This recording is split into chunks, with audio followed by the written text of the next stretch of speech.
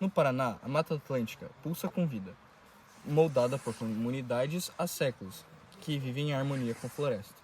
Mas essa relação está enfrentando desafios que testam a sua resistência. Bem, na região, a comunidade une saberes ancestrais, plantando 15 mil árvores nativas para restaurar terras marcadas pela exploração de madeira. A associação simboliza esse novo protagonismo indígena, fortalecendo a floresta e a autonomia. No litoral, os caçadeiros vivem entre mar e floresta, com práticas sustentáveis de pesca e agricultura. Projetos como Natureza Empreendedora transformam tradições em conservação. No interior, o sistema faxinal, herança dos imigrantes eslavos, equilibra a agricultura e o extrativismo em terras coletivas. É um modelo de sustentabilidade que reside ao avanço da agricultura intensiva. Bom dia a todos, meu nome é Antonino Martinelli Passalaco e estou aqui para contar a vocês sobre o clima da Mata Atlântica. Neste exato momento eu estou na Reserva Natural do Alpinista de Valdemar Niklevets. Então, o clima da Mata Atlântica é predominantemente úmido, tropical úmido, sendo influenciada pelas massas de ar vindas do Oceano Atlântico, que também nos mostra outros microclimas além do longo da mata. Uma vez que as grandes árvores que compõem a vegetação geram sombra e umidade, além de um clima tropical litorâneo úmido que está atualmente presente na região do Nordeste. A Mata Atlântica engloba também os climas tropical de altitude na região do Sudeste e também o clima subtropical úmido na região Sul. E a sua temperatura a partir da Mata Atlântica, suas temperaturas médias anuais variam entre 18 a 25 graus Celsius, dependendo da altitude e da proximidade do litoral. Mas a temporada média entre o clima tropical úmido varia entre 20 graus Celsius e 30 graus Celsius. Estamos aqui mais à frente na reserva do Valdemar Niklevets, onde eu cheguei a uma simples pergunta. Na mudança de clima de lá para cá, esse clima pode vir a mudar? A resposta é sim. Com a temperatura a subir e não parar de subir, a temporada de chuva pode vir mais cedo, pode devastar mais e assim chegamos a uma seguinte conclusão. A floresta no futuro talvez, muito talvez, será completamente devastada pelo próprio clima. Obrigado. Agora que já passou um tempo que nós estamos andando, queria perguntar para você, senhor Edson, qual é a maior diferença do clima dos anos 2000 para cá? Na verdade ele mudou muito na parte principalmente de chuvas, né? Hoje a gente tem a chuva mais torrencial. Antigamente a gente tinha a chuva mais regular. Hoje a chuva, elas são, quando vem aquela chuva bastante torrencial, aqui a gente pode ver que não tem problema de enchente muito, porque nós temos muita mata nativa ainda. Então a chuva ela acaba caindo aqui e acaba as próprias plantas segurando para não dar assoreamento dos rios. Agora com essa resposta, senhor Edson, qual a maior diferença da vegetação dos anos 2000 para cá? Na realidade aqui a gente está numa mata de segundo estágio, ó pessoal. Uma mata de segundo estágio, que o primeiro estágio, que são as matas virgens, elas já praticamente foi dizimada. Mas hoje aqui nessa parte aqui, que é dentro da reserva natural do Alpinista, do Valdemar, a gente tem uma grande conservação, entende? Aqui a gente tem o rio Palmital, que é um rio que faz uma ligação com o rio Assungui. O rio Assungui ele vai ligar no rio Ribeira e do rio Ribeira ele vai desaguar em Iguape, estado de São Paulo. Então em cima ali a gente tem um divisor de água, uma altura que toda a água que cai para cá vai para São Paulo, ou seja, para o litoral. E toda a água que cai naquela região ela vai para as terras de lá, vai para o Iguaçu e do Iguaçu vai desaguar na Argentina, lá. Ou seja, lá em Foz do Iguaçu, vai desaguar lá na Patagônia, lá naquela região, lá embaixo, na parte de baixo. Muito obrigado, senhor Edson. Muito obrigado. Então, senhor Valdemar, para finalizar, eu queria saber quais são as características únicas que essa reserva tem e as outras não. A única coisa que essa reserva tem, bom, tem várias coisas, mas uma particularidade aqui que é da Reserva Natural do Alpinista Valdemar Niklevets, o primeiro brasileiro que escalou o Everest. Legal. E também tem mais uma pergunta. Eu quero saber como que a vegetação afeta as pessoas e os animais aqui? Bom, a vegetação afeta a gente de muitas maneiras, né? É a caixa d'água que a gente tem, dessa poder de retenção da água que tem as florestas e é refúgio dos animais. Então, é a nossa casa, temos que cuidar dela. Ok, muito obrigado. Então, estou aqui com a Silvia Niklevics para uma última entrevista. Senhora Niklevics, por favor, poderia dizer o que o clima da Mata Atlântica está sendo proveniente para a própria Mata Atlântica? Como que ela está se ajudando a prosperar? Bom, ela se ajuda quando tem um equilíbrio, né? A gente acaba tirando esse equilíbrio com o excesso de calor, né? Mas ela se autorregula, né? E é importante para a fauna, né? Para a flora, para manter esse equilíbrio.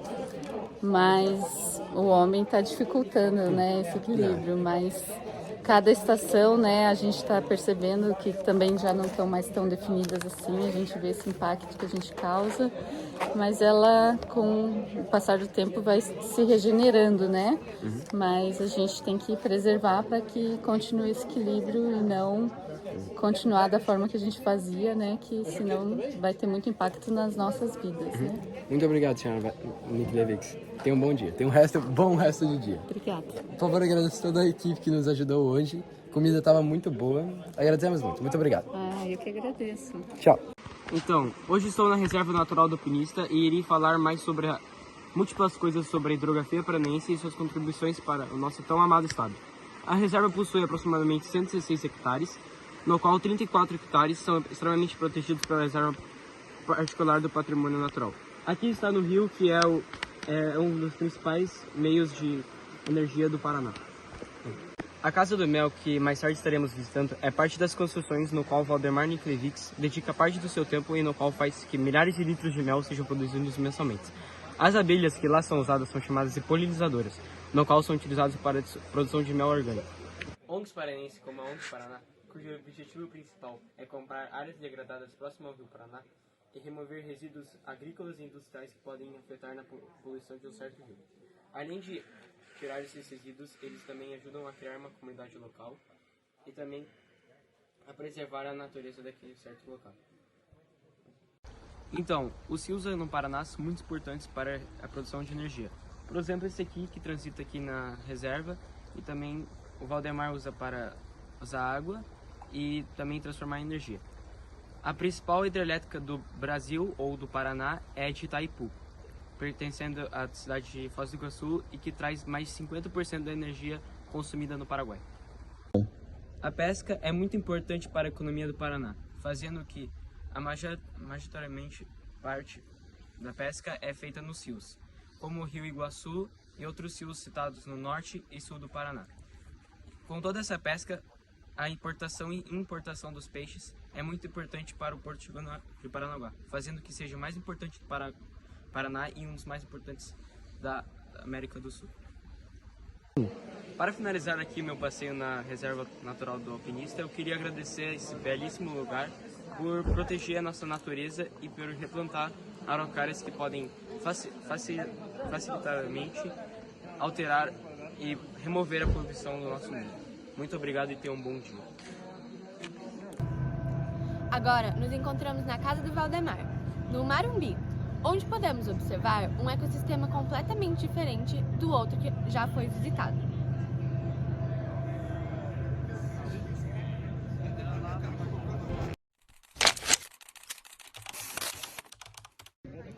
Bom dia! Hoje estou presente no Parque Estadual Pico do Marumbi, fora de muitos dos agentes polinizadores citados anteriormente por mim na Reserva do Alpinista.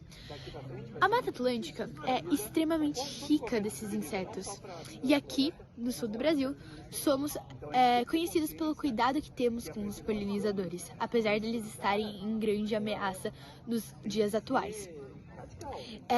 Em especial, nós somos grandes protetores das abelhas, e grande parte dessa reputação é graças ao Valdemar Niklevics. Os insetos polinizadores são completamente essenciais para os ecossistemas. Porém, infelizmente, não é novidade, como eu disse anteriormente, que esses animais sofrem constantemente por diversas ameaças, dentro delas a perda de habitat, mudanças climáticas, poluição ambiental, agrotóxicos, espécies invasoras, doenças e patógenos. As abelhas são um grupo extremamente suscetível à perda de seus habitats, devido à necessidade de grandes áreas florestadas que estão sujeitas a agrotóxicos em áreas agrícolas próximas aos seus habitats. Esses agrotóxicos, em alta concentração, causam a morte desses insetos polinizadores. Porém, o pouco comentado é que, mesmo que baixas concentrações, esses agrotóxicos são extremamente prejudiciais às abelhas, causando mudanças comportamentais que afetam todo o funcionamento da colmeia, fazendo então com que seus serviços aos ecossistemas e às culturas agrícolas sejam afetados. Esses pesticidas em baixa concentração diminuem em até 70% da vida desses insetos, além de deixar as abelhas letárgicas, ou seja, estado de sonolência excessiva, apatia e diminuição da atividade física e mental. Oi, tudo bem? Eu sou a Zoe e eu tô aqui com o guia Lineu no Marumbi. Eu gostaria de te perguntar, já que você vem aqui frequentemente, sobe esse pico frequentemente, o Rochedinho também, você vem observando mudanças nas vegetações devido às mudanças climáticas? Com certeza essas mudanças ocorrem. Eu não posso necessariamente dizer que elas são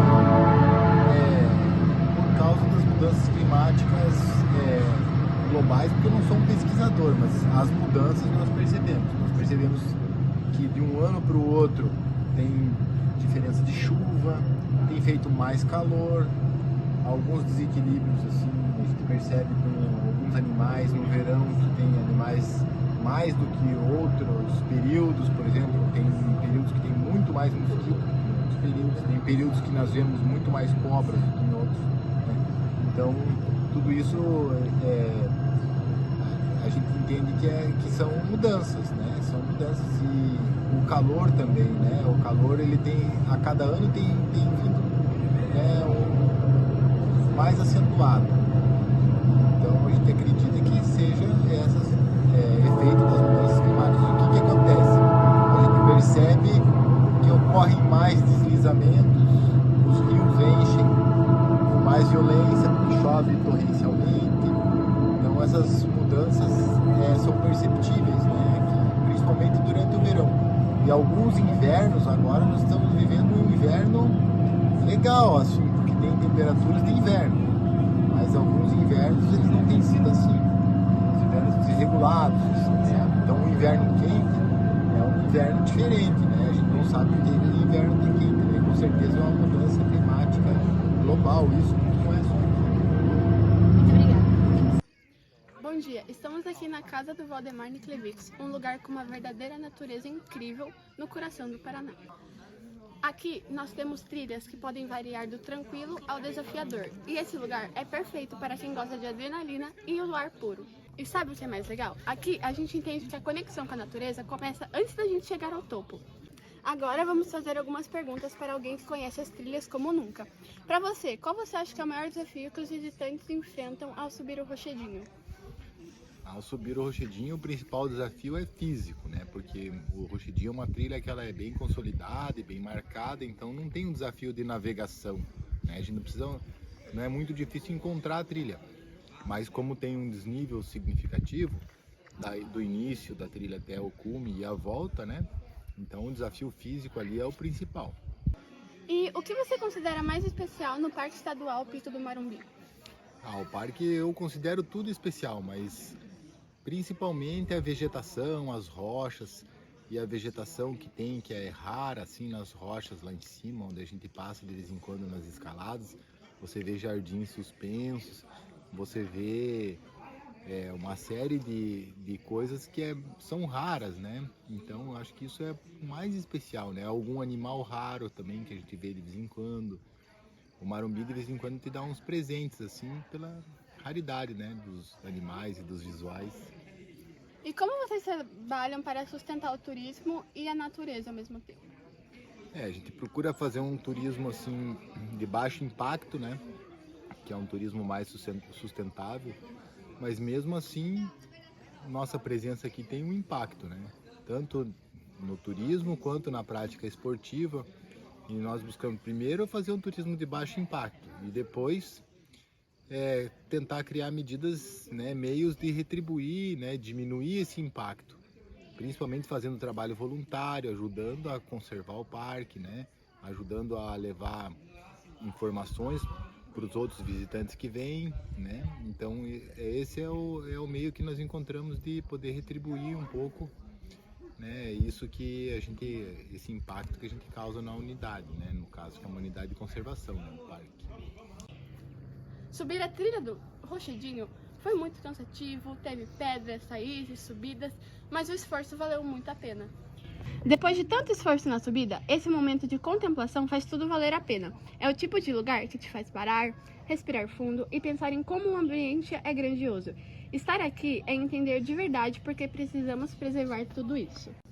Bom, Valdemar, se você pudesse fechar o nosso documentário com uma frase inspiradora, qual seria? Ame a natureza.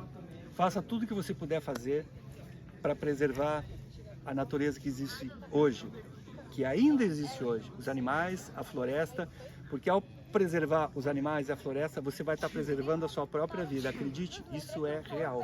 Então tenha consciência que o mundo, o planeta, é uma casa para todos nós, tanto seres vivos, para todos nós seres vivos. E nós não somos os únicos seres vivos nesse planeta. Nós somos o tipo de animal racional, com conhecimento, com sabedoria, para fazer e acontecer a sobrevivência de todas as outras espécies. Só que a gente precisa agir e ter consciência que a natureza precisa da nossa ajuda. Então, ame a natureza, se possível, faça alguma coisa por ela. Infelizmente, chegou a hora de voltar para casa, mas é impossível sair desses lugares impressionantes do mesmo jeito que se chegou. Essas trilhas, paisagens e momentos nos ensinaram muito sobre o valor da natureza e também sobre nós mesmos. Foram aprendizados, esforços e descobertas. E mesmo que a viagem acabe, as lembranças e lições ficam com a gente. Que essa experiência inspire mais pessoas a conhecer, respeitar e proteger nossos tesouros naturais. É impossível falar de Valdemar Niklevics sem voltar ao Marumbi. Foi aqui que ele viveu suas primeiras montanhas, suas primeiras quedas e seus primeiros cumes. Esse lugar guarda o DNA do montanhismo brasileiro, cada pedra, cada trilha e cada história. Subir o Marumbi é quase uma peregrinação, uma forma de entender de onde vieram os sonhos e que levaram Valdemar ao topo do mundo. Antes de escalar o Everest, Valdemar escalou essa montanha muitas vezes. Aqui ele aprendeu sobre seu esforço, orientação, respeito ao clima e seus limites. O Marumbi não é imponente pela altitude, mas pela simbologia. É uma escola a céu aberto, e Valdemar foi aluno aplicado. Ele costuma dizer que todo grande cume começa com passos humildes. E essas, sem dúvida, começaram aqui. Você já sentiu que o verdadeiro cume de uma expedição foi alcançada antes mesmo de chegar ao topo? Isso é uma coisa até um pouco romântica dizer, mas quase sempre é assim. O mais revelador sempre é o caminho, não o cume, né? Sim. Então o desafio que a gente encontra no trajeto, normalmente ele é até quase que mais satisfatório do que está lá em cima. Até porque o cume é sempre metade do caminho. Depois a gente tem que voltar tudo. Então, obrigada. De nada. Como você se prepara física e mentalmente para passar a semana difícil de uma escalada, como Física e mentalmente, aqui no Marumbi é um excelente lugar para a gente se preparar. Você tem que ter disposição. É difícil a gente encontrar muitas vezes disposição para treinar, mas é necessário. Quanto melhor for o teu treinamento, seu preparo, melhor e menos problema você vai ter numa grande escalada. A preparação psicológica ela vem com a sua experiência, por isso que é importante você adquirir experiência. Antes de vir para o Marumbi, por exemplo, é uma montanha, entre aspas, pequena, mas exige experiência para você evitar uma série de problemas aqui. Tanto, não precisa ir para o Everest para você correr risco de vida, você corre risco de vida numa montanha como o Marumbi. E se você não tiver experiência, você pode se dar mal. A gente costuma dizer uma coisa, a experiência não se improvisa. Experiência a gente adquire através do treinamento. Então você tem que ter disposição de treinar o quanto mais. Quanto mais eu treino, menos problema tem na montanha. Eu digo menos, porque mesmo assim vão ocorrer imprevistos e você vai ser provado física e tecnicamente na montanha. E emocionalmente também. Subir o Marumbi nos lembra que o corpo é apenas uma parte da equação. O verdadeiro desafio está na mente. Em muitos momentos, Valdemar precisou decidir entre continuar ou recuar. E foi no Marumbi que ele entendeu que desistir às vezes é também uma forma de vencer. Porque não se trata apenas de chegar lá em cima, mas de voltar vivo, inteiro, com histórias para contar. Gente, estou aqui com o Yuri. Eu queria fazer uma perguntinha para ele. Em momentos sob pressão, como você lida se essa pressão de desistir ou continuar escalando? Bom, lá em cima tudo é diferente, né? Na verdade não é fácil, é um trabalho que a gente trabalha com a cabeça há muito tempo. A gente não consegue, por exemplo, fazer isso muito rápido, né? É um trabalho de anos já. Simplesmente a gente não vai lá em cima e trabalha com a pressão assim muito rápido. Mas tem momentos que é muito difícil, então tem que a gente tomar rápido essa decisão. Com os amigos, muitas vezes a gente tem que conversar com os amigos sobre isso. E geralmente é tomar uma decisão em conjunto, não é decidido sozinho, né? Porque a gente sempre está com mais alguém lá em cima, então é uma decisão tomada em grupo. Então é muito fácil, por exemplo, estamos duas pessoas, eu e você. Você está cansada, a gente chega num acordo e vai e desce. Mas não é muito complicado não, mas técnica e treino, né? Obrigada. Valdemar, como você faz para lidar com decisões quando você está treinando K2, Everest, essas montanhas mais difíceis? Então, às vezes é importante você saber o momento certo de desistir, o momento certo de tomar uma decisão. Quando que acontece esse momento? A gente trabalha com risco, né? Com o perigo da montanha. É muito perigoso escalar uma montanha. Então, a partir do momento que você está perdendo o controle desse risco, você está muito cansado, o tempo não está ajudando, você não tem certeza do caminho que você está indo, é melhor você voltar. É melhor você... Melhor alpinista do mundo é o alpinista vivo, né? É aquele que volta da montanha. O alpinista que vai para a montanha e morre na montanha, ele já não é mais alpinista. Ele deixou de ser um sonhador, ele perdeu a vida dele. Então, o melhor alpinista do mundo é aquele que às vezes não consegue chegar no alto da montanha, mas ele volta para casa. Ele continua acreditando no seu sonho. Ele continua em busca de uma nova oportunidade. Ele vai para a montanha novamente. Um dia ele chega lá em cima, ele volta para casa. E ele continua em busca de uma nova montanha, de um novo sonho. Então, isso que é importante. A gente nunca pode deixar de sonhar. A gente tem que estar vivo para poder sonhar. Esse paredão já foi escalado por muitas pessoas, mas Valdemar deu início a algo muito maior. Aqui ele descobriu o prazer da conquista, mas também a ética da montanha. O companheirismo, o cuidado com o outro, o preparo antes de cada passo. Subir é uma escolha, mas subir com responsabilidade é um valor. E é isso que ele levou para Himalaia e para a vida. Das alturas silenciosas da reserva ao coração rochoso do Marumbi, seguimos os passos de um homem que fez a montanha sua casa e da natureza sua mestra. Valdemar Niklevich nos mostrou que o cume alcançado é mais do que uma conquista geográfica, é um reencontro com quem realmente somos. Infelizmente, nossa caminhada termina por aqui, mas as memórias, as aventuras e as aprendizagens do dia de hoje estarão sempre guardadas em meu coração. Obrigada por caminharem comigo nessa jornada. Até a próxima. Beijinhos! Na Serra Paranaense temos o Parque Estadual Pico Marumbi, um lugar com extrema diversidade de vegetação que vai te levar a ter uma experiência imersiva na natureza. É aqui pertinho do Marumbi, que é um lugar super legal. A nossa experiência no Marumbi foi incrível. Nós tivemos um tempo maravilhoso com os nossos colegas e o incrível Valdemar Niklevich, que nos levou a fazer uma trilha maravilhosa. Aqui vão algumas imagens de como foi lá.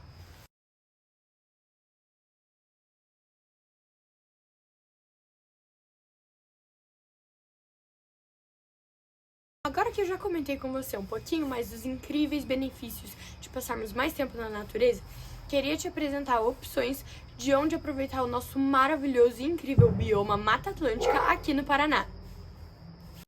Aqui mesmo, no Marumbi, temos uma grande área com uma enorme variedade de vegetações, coisas do tipo para aproveitar e ver uma imersiva e impressionante experiência com a natureza, que jamais será esquecida.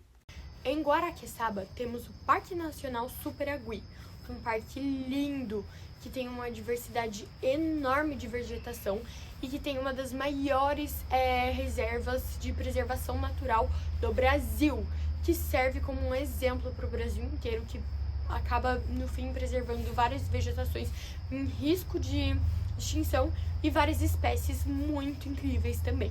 Por último, mas nunca menos importante, em Morretes temos o Caminho do Itupava, a trilha mais antiga do Paraná.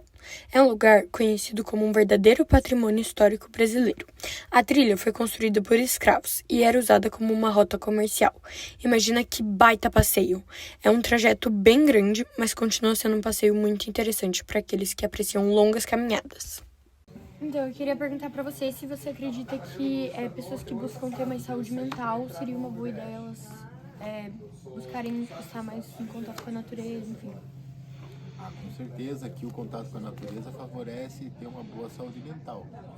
É preciso planejar, né? Um passeio para que ele não vire um estresse, mas com certeza o contato com a natureza aqui proporciona um bem-estar para a saúde mental das pessoas e contato entre as pessoas. Com certeza é um bom lugar para isso. E outra pergunta, a gente consegue perceber, né, que adolescentes e crianças também hoje em dia estão cada vez se desconectando mais da natureza e mais virtualmente. E se você teria um conselho para eles? Que aproveitem, né, as oportunidades que tiverem e que peçam para conhecer espaços de natureza, porque primeiro que esses espaços aqui, eles são importantes porque são parques, são protegidos, mas tem outros espaços de natureza legais, né? E assim, a gente não precisa se desconectar totalmente do digital, faz parte da vida da gente, a gente usa o negócio que está presente o tempo todo, então não ficar em uma coisa só, né?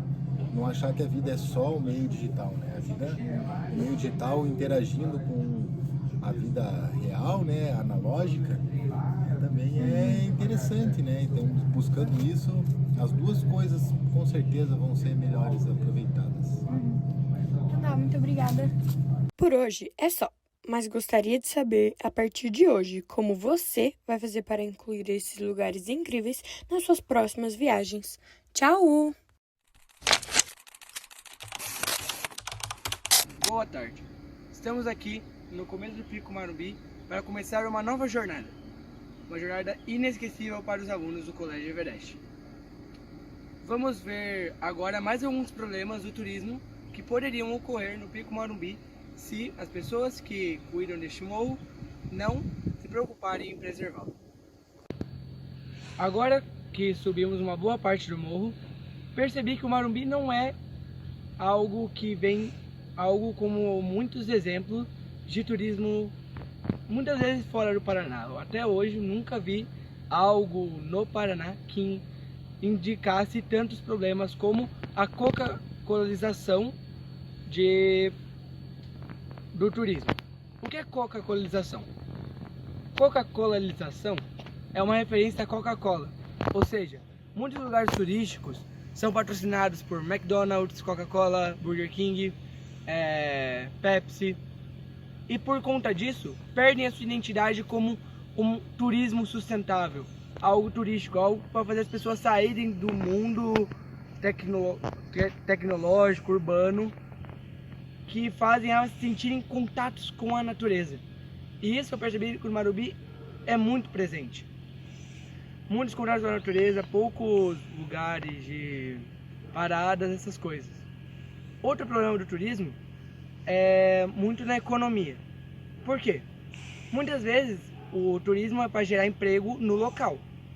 Mas, muitas vezes, pessoas que percebem que o turismo gera emprego, pessoas pesquisando empregos, na verdade, percebem que tem várias vagas, ao invés de pessoas do local assumirem emprego, muitas pessoas imigram para lá, veem o emprego, percebem que estão em necessidade e vão atrás daquele emprego, fazendo com que as pessoas que buscam emprego para estudar, para ficar um tempo, para conseguir gerar dinheiro, não conseguem, daí gerando mais desemprego para a população local, mesmo que ajudando outras pessoas.